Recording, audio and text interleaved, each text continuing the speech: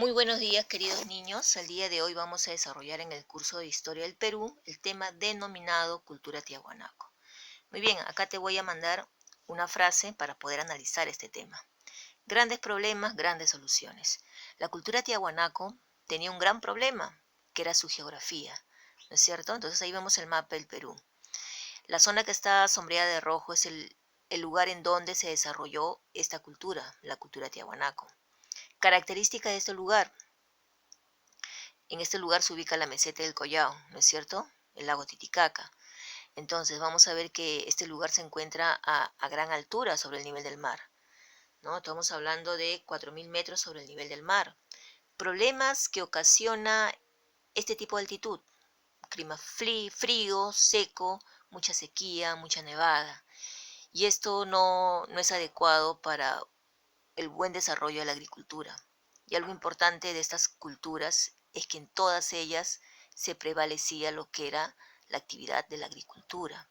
Entonces, Tiahuanaco tenía ese problema, pero sin embargo buscó grandes soluciones, ¿no? Los tiahuanacos entonces desarrollaron grandes obras hidráulicas para poder vencer esos obstáculos, ¿no? Ahora, vamos a ver en qué época se desarrolló la cultura tiahuanaco. Ahí vamos a ver entonces una línea del tiempo en la cual Tiahuanaco se ubica entre los 200 a los 1000 años después de Cristo. Pertenece al periodo cultural llamado Horizonte Medio, ¿no es cierto? Característica de estas culturas del periodo es de que eran culturas expansionistas, eran culturas colonizadoras, ¿no? Y Tiahuanaco fue una cultura colonizadora.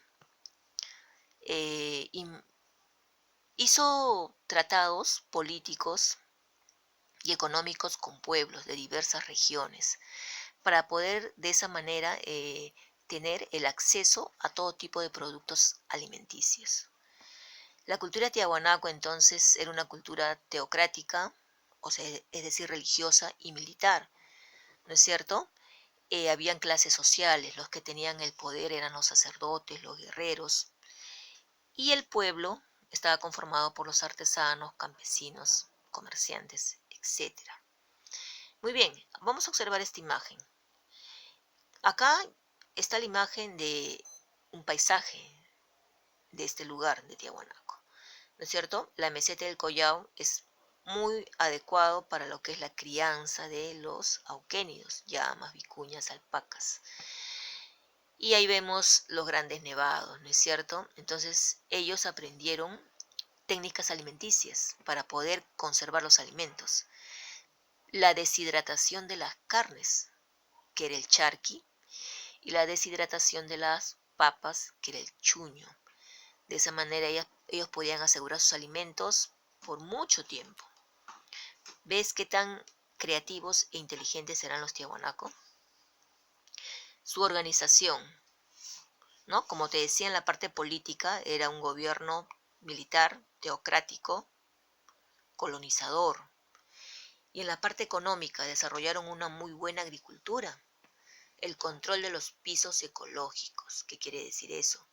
Que ellos lograron obtener alimentos de de las diferentes regiones del Perú, ¿no? De la costa, de la sierra, inclusive de la selva, gracias a su política colonizadora, ¿no? Como te estaba mencionando, ¿no? Llegaba a acuerdos con otros pueblos de otras regiones, para de esa manera preservar la actividad productiva de la agricultura, ¿no? Y también el vasto desarrollo en su tecnología agrícola. En la parte religiosa tuvieron varios dioses, pero sin embargo el principal era el dios Huiracocha, o también conocido de diversas maneras: el dios de las varas, el dios llorón, el dios de los báculos, que era el dios Huiracocha, ¿no? El cual se representa en muchos de sus esculturas. Muy bien, en la parte artística, a ver, antes de la artística vamos a ver estas imágenes, chicos.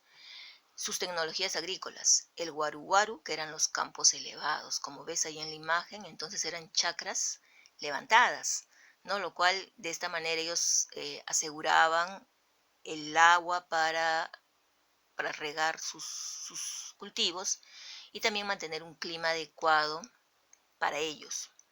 Las cochas, que eran las lagunas, ¿no? O campos hundidos, en las cuales también ellas aseguraban el agua para sus regadíos, ¿no?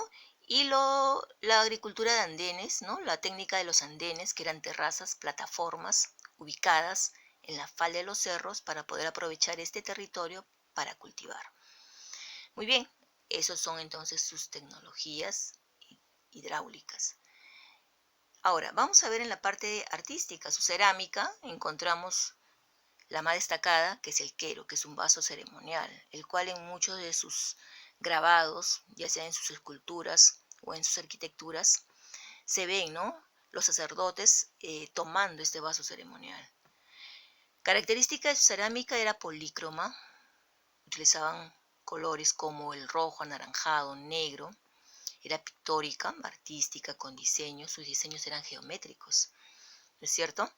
Muy bien, y en su escultura era monumental, grandes construcciones, ¿no?, de piedra labrada.